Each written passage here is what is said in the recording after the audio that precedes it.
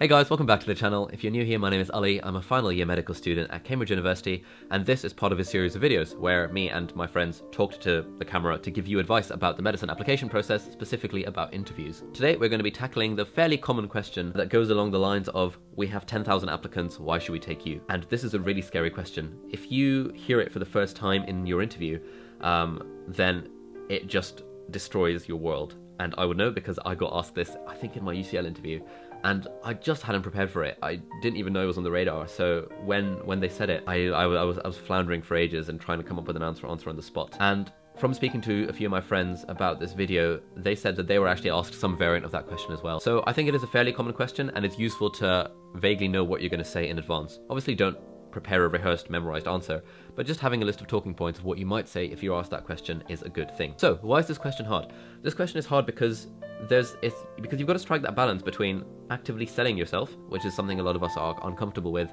and trying not to be too arrogant, because you know that arrogance is not a useful quality in anyone, let alone in medicine interviews. And I think striking that balance is really quite tricky. In my opinion, a good way to answer this question is to split it into two parts. Firstly, if you talk about what about you suits that medical school, in the sense that why the course is specifically suited for you. So you'll see in my mock answer further down the line, I talk about why the Cambridge course was particularly suited to me. And I think in the second part of the answer, it's useful to talk about what you can bring to the medical school.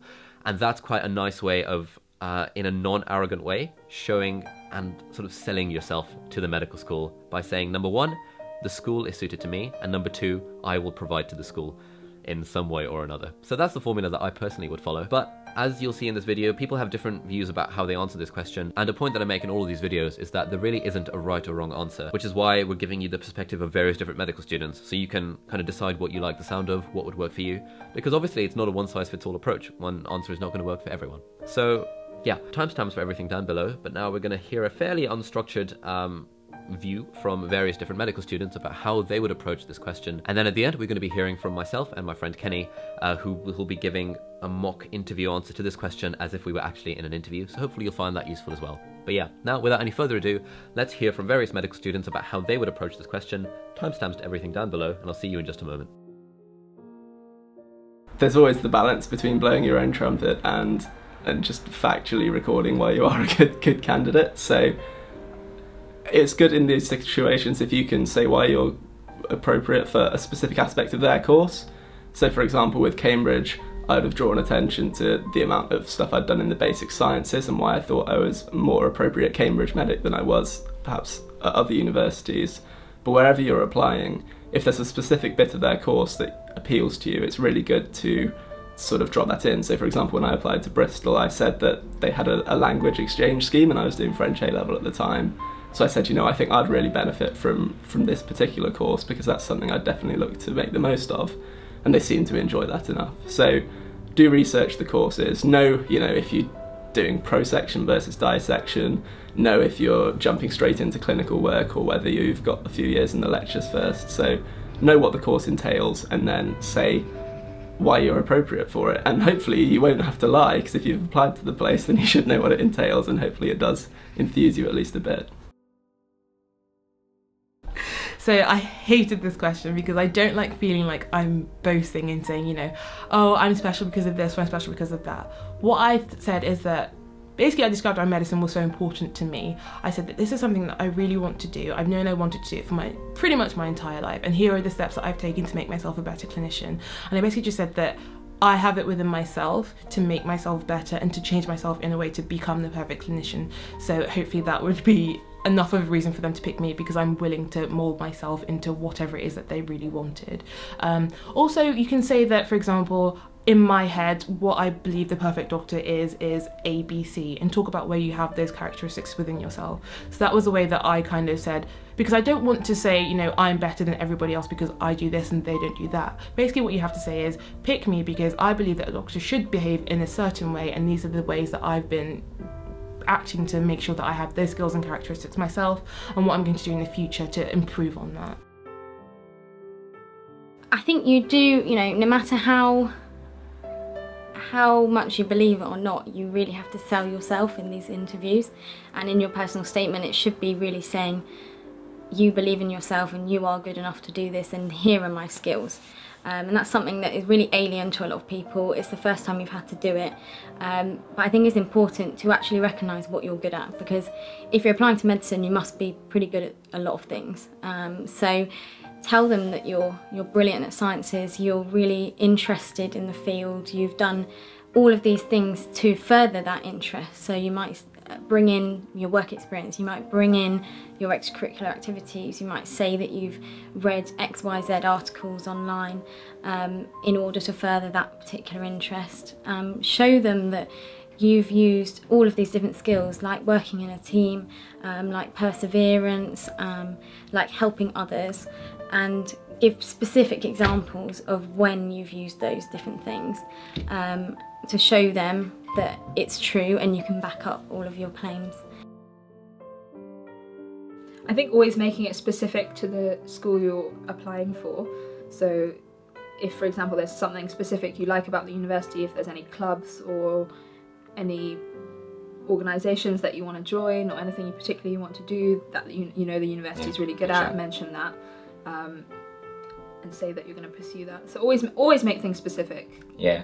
I think generic answers people are going to forget. You've got these talents outside of your work. You might be a musician, you might like acting, you might have a passion for languages, and you really want to be part of their community. So something to do that I did before all of my different interviews was look at the individual universities and look at what societies they have and say, I'm really interested in this thing and I see you've got a society here that does it, and I'd really like to sort of join that and help them sort of improve and things like that. So I think if you can link it specifically to the uni as well as your sort of personal traits, then I think they'll see that you are pretty good and that they want you around. And I think with medical interviews it's so easy to come up with so many generic answers.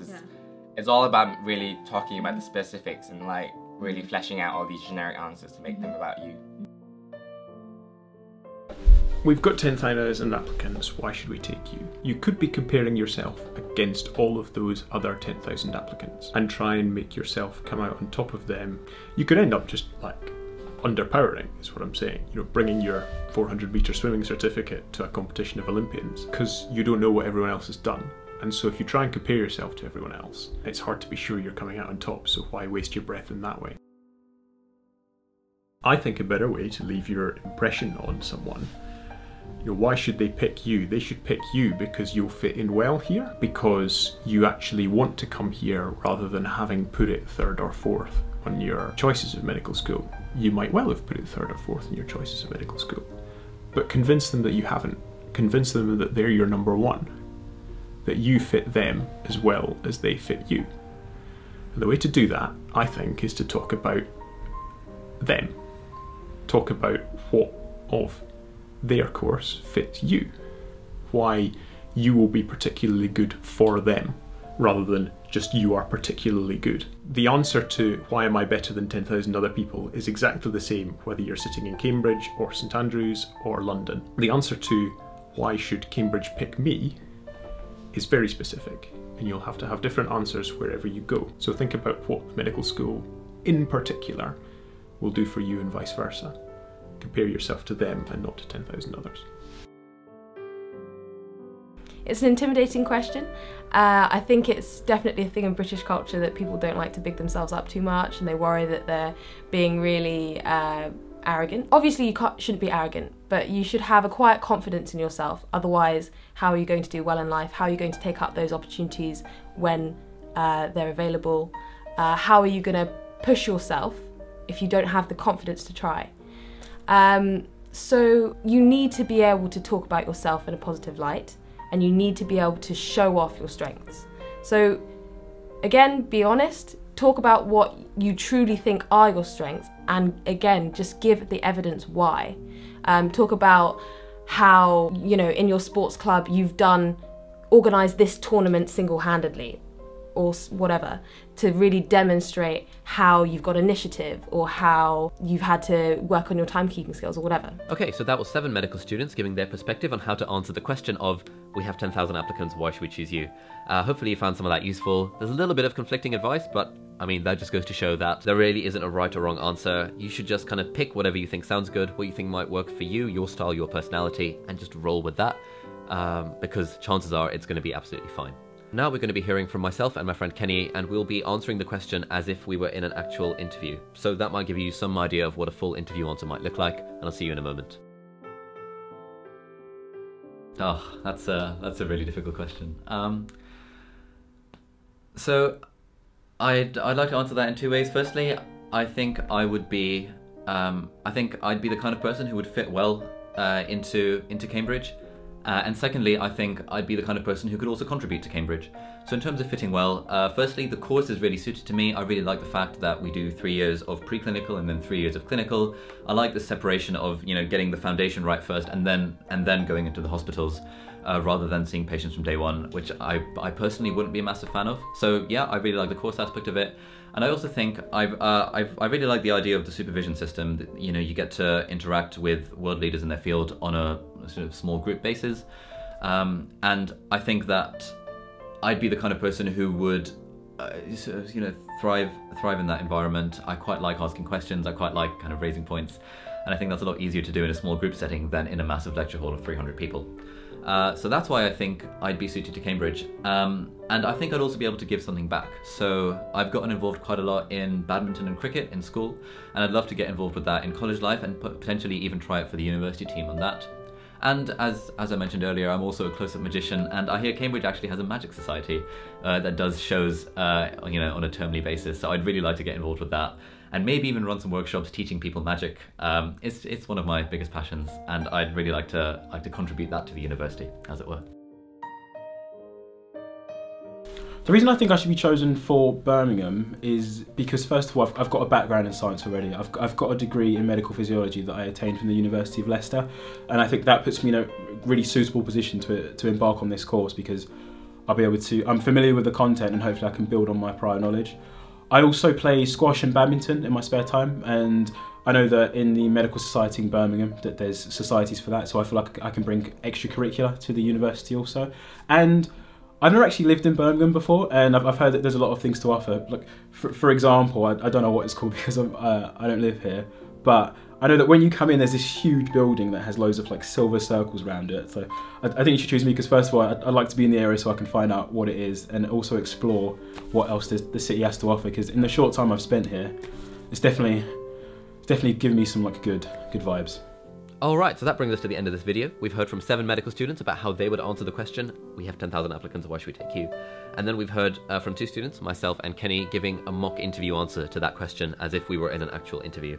So hopefully you found this video useful, and hopefully it's sort of demystified and kind of made less anxiety-provoking the question of, you know, why should we choose you for this medical school? Because that's a really hard question to answer. You want to sell yourself, but also not be too arrogant in selling yourself. So hopefully this was useful. If you liked the video, please give it a thumbs up. If you've got any questions at all about anything, please leave a comment down below and I'll get back to you as soon as I can.